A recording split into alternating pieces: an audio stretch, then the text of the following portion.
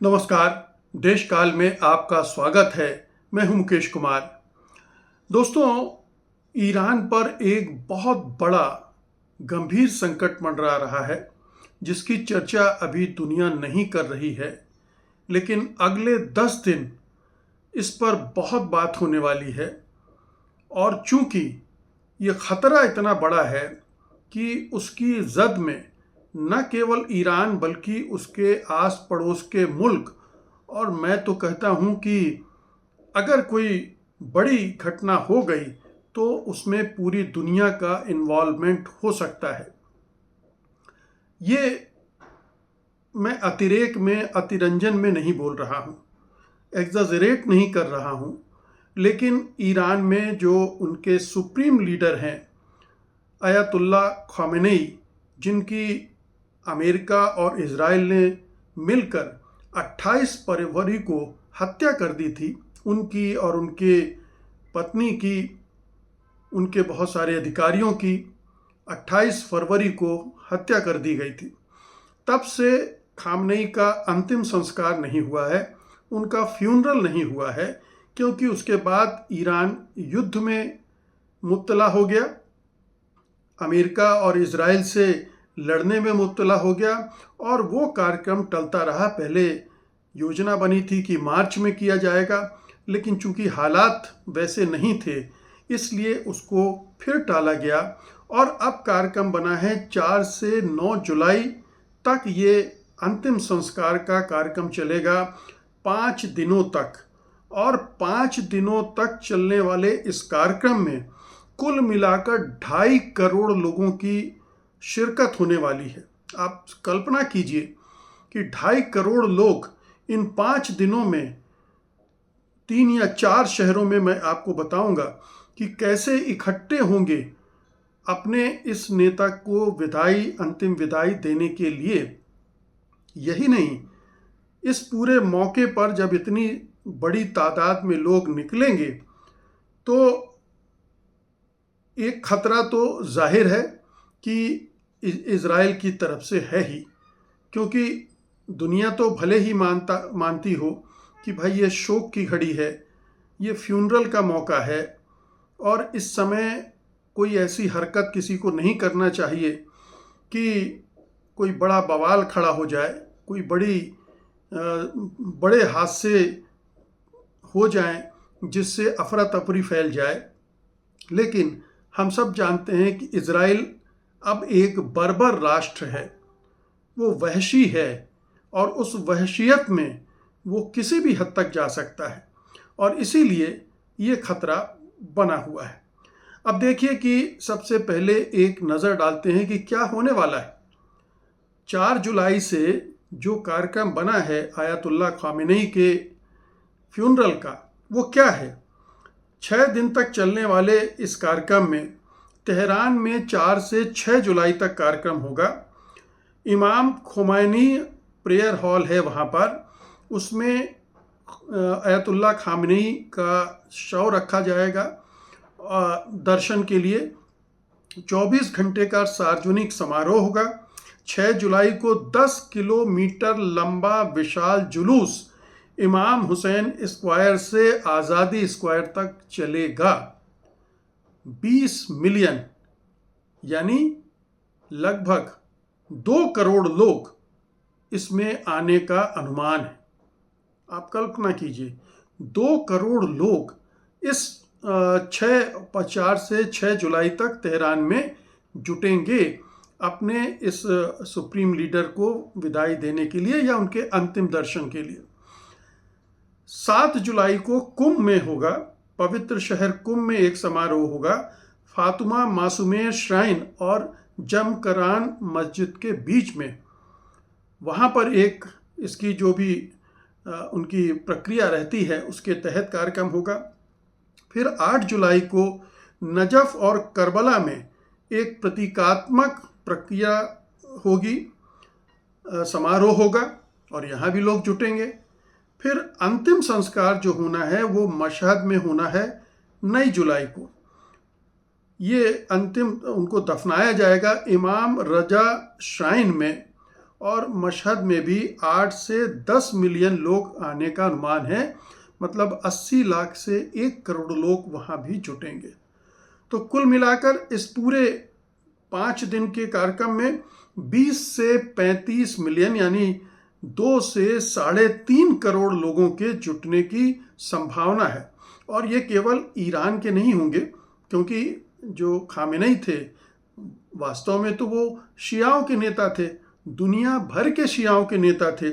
इसलिए वहाँ पर ईरान के अलावा इराक, अफगानिस्तान, पाकिस्तान या और पास पड़ोस के मुल्कों से भी जो शिया समुदाय के लोग हैं वो भी जुटेंगे। इसीलिए बड़े पैमाने पर तैयारियां चल रही हैं। तेहरान की जितने भी हाईवे हैं उसको पार्किंग में बदला जा रहा है। मस्जिदें, स्कूल, स्टेडियम रहने के लिए तैयार की जा रही हैं। और जो बसेज और IRGC हैं वो पूरी सुरक्षा का इंतज़ाम करने में जुटे हुए हैं। ये भी ध्यान रखिए कि वहाँ जो टेम्परेचर है इस समय, गर्मी जो है वो 45 डिग्री सेल्सियस की है। कितनी बड़ी चुनौती होगी इतनी बड़ी आबादी को संभालना, व्यवस्थित करना। क्योंकि इसके पहले जो उनके एक महत्वपूर्ण नेता थे सुलेमानी, उनके का जब अंतिम संस्कार हुआ था तो उसमें भी बड़े पैमाने पर लोग जुटे थे और उसमें भगदड़ भी मच गई थी।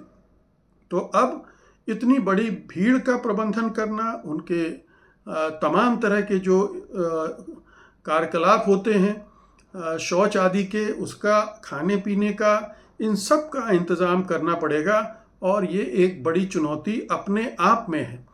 तो ईरान को इतना बड़ा कार्यक्रम, इतना बड़ा आयोजित करना है। अब इतनी बड़ी भीड़, जिसको बोलते हैं कि इज़राइल के लिए, इज़राइल की तरफ से सोचें तो उसके लिए ये बहुत हसीन मौका है। ये हसीन मौका है और वो हमला करने की सोच सकता है। और उसने अभी हाल में ये बयान भी दिया है कि हम ईरान पर हमला कर सकते हैं और जल्दी ही हमला कर सकते हैं। इसलिए ये खतरा और भी बढ़ जाता है। फिर ये तो भीड़ की बात हुई, आम लोगों की बात हुई। इस समारोह में जो अली खामेनेई के बेटे हैं मुस्तफ़ा खामेनेई, वो भी पहली बार, अभी तक तो वो सामने आए ही नहीं हैं। उनके बारे में तमाम तरह की बातें सुनने को आती रहती हैं। उन्हें सुप्रीम लीडर तो घोषित कर दिया गया था मार्च में, लेकिन वो कभी पब्लिक में नहीं आए हैं। उनके जो बयानात भी आए हैं वो रिटन आए हैं, वो वीडियो में भी नहीं आए। तो ये माना जा रहा है कि वो गंभीर रूप से घायल थे और उनके चेहरे और पैरों में चोटें आई हैं, कई सर्जरी भी हुई हैं और इस वजह से वो पब्लिक में दिखे भी नहीं हैं। लेकिन अब अपने पिता के अंतिम संस्कार में अगर वो आने जाने की स्थिति में हैं तो वो वहाँ पर 9 जुलाई को जो अंतिम कार्यक्रम होना है मशहद में, वहाँ तो वो उपस्थित होंगे उनको कब्र में मिट्टी देने के लिए, तो डालने के लिए। तो ये एक और मौका होगा इज़राइल के लिए। मुस्तफ़ा खामेनेई होंगे और वही नहीं, उनके साथ उनके जो तमाम बड़े नेता हैं, चाहे वो सेना के हों, चाहे सरकार में शामिल हों, हर स्तर के बड़े नेता भी वहाँ पर आएंगे। और यही नहीं, उस समय इस दौरान चूँकि ये स्टेट सेरेमनी है तो बहुत सारे देशों के नेताओं के भी पहुँचने की संभावना है। भारत ने तो, मोदी सरकार ने तो जता दिया, मोदी जी को न्योता मिला था, वो तो खुद जाएंगे नहीं, क्योंकि वो अब अपना पाला बदल चुके हैं, पूरी तरह से इज़राइल और अमेरिका के साथ हैं। तो एक बहुत ही लोअर लेवल का डेलीगेशन वो भेज रहे हैं, जिसमें एक राज्य मंत्री को भेजा जा रहा है और बिहार के गवर्नर को भेजा जा रहा है, जिनकी ना कोई पहचान है ना कोई हैसियत है, ऐसे लोगों को भेजा जा रहा है। तो साफ है कि मोदी जी एक औपचारिकता निभाने की कोशिश कर रहे हैं। वो ईरान से रिश्ते सुधारने के लिए थोड़ा एक कदम भी आगे बढ़ने को तैयार नहीं है। जो कि मैं समझता हूँ कि ये भारत के हितों के सरासर खिलाफ है और ये दूरगामी इसके दुष्प्रभाव होंगे जो भारत को झेलने पड़ेंगे। तो इस मौके पर ये जो दुनिया भर के सभी जगहों से तो नेता नहीं आएंगे, लेकिन जो ईरान को रिकॉग्नाइज करते हैं, जो ईरान में जाना चाहेंगे, वो जाएंगे। अब इसीलिए इतना सारा कुछ हो रहा है तो इसे बहुत सारे लोग टारगेट रिच इवेंट कह रहे हैं। यानी आपको एक पूरा मौका मिल रहा है टारगेट करने का। एक दोबारा जो 28 फरवरी को किया था इजराइल और अमेरिका ने, वो दोबारा वो कर सकते हैं। और उसके उनको लक्ष्य उनका क्या होगा? यही होगा कि अगर एक बार और लीडरशिप को साफ किया जा सके तो फिर वहाँ एक लीडरशिप का नया खतरा खड़ा हो सकता है। पहली बार तो मैनेज हो गया, लेकिन इस बार भी क्या मैनेज हो पाएगा? कौन लोग मैनेज करेंगे? तो एक जो वैक्यूम बन सकता है फिर से, वो वहाँ पर एक बड़ी क्राइसिस को भी जन्म दे सकता है ईरान में। हो सकता है अफरा तफरी में बहुत सारी चीज़ें हो जाएं, और ये भी हकीकत है कि ईरान में अमेरिका और मोसाद, इजराइल दोनों के एजेंट्स हैं जो लोगों को भड़काने में लगातार लगे रहे हैं कि किसी तरह से रिजीम चेंज हो जाए। तो इस मौके के में अफरा तफरी अगर सीधे मान लीजिए हमला नहीं भी करता है इजराइल, तो अपने आदमियों से वहाँ कुछ बम विस्फोट करवाना, कुछ ऐसी हरकतें करवाना जिससे अफरा तफरी फैल जाए, सैकड़ों लोग मारे जाएं, ऐसा कुछ भी प्लान कर सकता है वो। तो ये एक जो बैकग्राउंड है इजराइल का, जो चरित्र है, और अमेरिका भी जिस तरह से ईरान की जीत से परेशान है, उसमें इस मौके पर कुछ डायरेक्टली नहीं, इनडायरेक्टली भी कुछ ऐसी चीज़ें कर सकता है जो कि ईरान में बहुत भारी पड़ सकता है। अगर इजराइल हमला करता है तो उसके हताहत पहला प्रभाव तो ये होगा कि हज़ारों मौतें होंगी, दुनिया भर में आक्रोश भी पैदा होगा और ईरान में अराजकता पैदा होगी।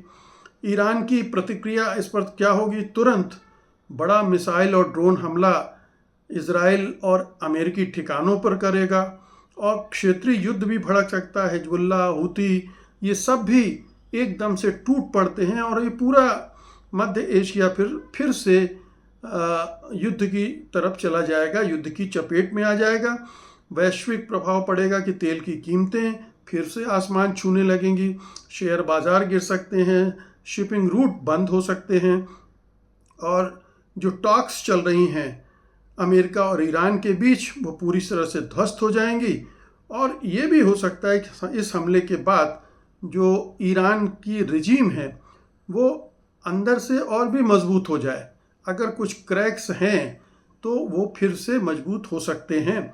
इतने बड़े जलसा कहना ठीक नहीं है, ये शोक समारोह है, इतना बड़ा आयोजन जो होगा वो भी दरअसल ईरान के यूनिफिकेशन की एक कोशिश भी होगी, क्योंकि एक नेता के इर्द गिर्द पूरा ईरान खड़ा हो जाएगा और जो थोड़ा बहुत विरोध करने वाले लोग हैं वो और भी हाशिए में चले जाएंगे। तो ईरान की रिजीम इस घटना का, इस समारोह का इस्तेमाल इस तरह से भी करना चाह रहा है और इसीलिए इतना बड़ा कार्यक्रम भी रखा गया है। तो ये तो स्थितियां हैं। अब एक बड़ा सवाल है कि क्या अमेरिका इजराइल को रोकेगा? क्या अमेरिका चाहेगा कि जो बातचीत चल रही है वो टूट जाए, फिर से जंग में वो फंस जाएं, फिर इजराइल के दबाव में आकर उन्हें ईरान पर हमला करने के लिए मजबूर होना पड़े? आज तो ऐसा नहीं लग रहा है कि वो ईरान पर के साथ फिर से जंग में जाना चाहते हैं, लेकिन इजराइल के दबाव में अमेरिका इतना है, ट्रंप इतने हैं, एप्स्टीन फाइल्स और दूसरी वजहों से कंप्रोमाइज्ड भी हैं, तो वो हो सकता है कि इजराइल को न रोक पाए और मजबूरन अमेरिका फिर से जंग में कूद पड़े। तो सीज फायर ख़त्म हो जाएगी, टॉक्स ख़त्म हो जाएंगे और फिर वही चीज़ें शुरू हो जाएंगी जो जो अभी किसी तरह से रोका था। दूसरी बात यह है कि अगर अमेरिका रोकना चाहे तब भी क्या इजराइल को रोक सकता है?